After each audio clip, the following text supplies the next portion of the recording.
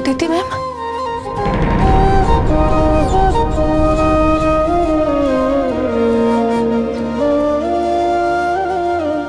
Ma'am,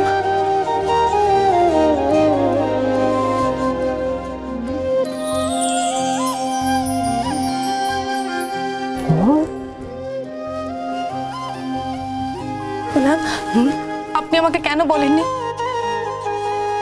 আমি তো আপনাকে সকালবেলা ফোনও করলাম, আপনি তখন তো বলতে পারতেন।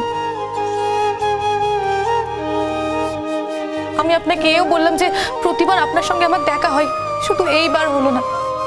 আমাকে তো একবার বলতে পারতেন ম্যাম। আচ্ছা আচ্ছা, তখন তো আমি চলে এসেছি মা। ম্যাম, আপনি কিন্তু আমাকে আর আগের মতো ভালোবাসেন না। যদি ভালোবাসতেন তাহলে ঠিক বলতেন।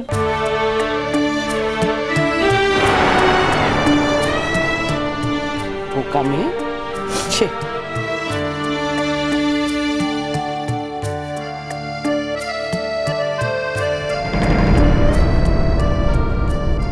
এসব কি হচ্ছে শঙ্খ? তুই এসব এলাও করছিস? তুই? আমি এলাও করার কে? আমি কি জানতাম নাকি? না না জানলে তোর ওয়াকআউট করা উচিত ছিল। ওয়াকআউট কর শঙ্খ, ওয়াকআউট কর। এখানে তো অন্য ছাত্রছাত্রীরাও আছে, তাই না? তাদের সামনে সিক্রেট করার কোনো মানে আছে কি? ভাবতেই পারছি না যে অদিতি রায়চৌধুরী এখানে এসে হাজির হয়ে যায়।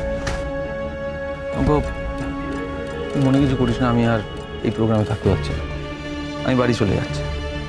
আমি মেজদা যা শুরু করেছে তাদের তো এই কলেজে আর আমাদের কোনো সে নেই। আমরা এখন কিছু বলতেও পারবো না। ওনার যা ইচ্ছা উনি তাই করবে, আমাদের মুখ বুঝে মেনে নিতে হবে। তাহলে এখানে থেকে কী করবো? তবে আমি তোকে একটা রিকোয়েস্ট করতে পারি যে তুইও কুইট কর। ঠিক আছে, বাট আমি তো ছাত্রছাত্রীদের কথা দিয়ে দিয়েছি মিসকা। তা কথা দিয়েছিস তো কি হয়েছে? তো তখন তো তুই জানতিস না যে অদিতি রায়চৌধুরী এখানে এসে হাজির হয়ে যায়। এবার ভেবে দেখ, বাড়িতে এই কথাটা জানাজানি হলে কি হবে? বড়দা বড় বৌদি জানলে কি হবে ভাবতে পারছিস?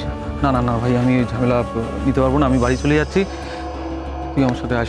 চলে ছোটকা, আমার কথাটা বোঝো।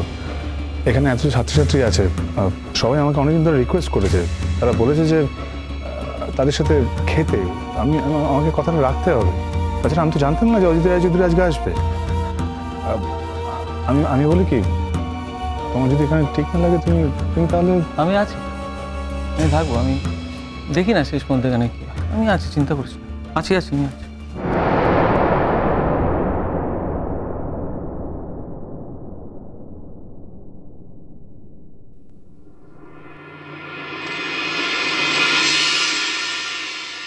নিজের ছেলেকে জীবনে কোনোদিনও এভাবে কাছে টানতে পারোনি, অথচ একটা পরের মেয়ে তোমার এত আপন হয়েছে।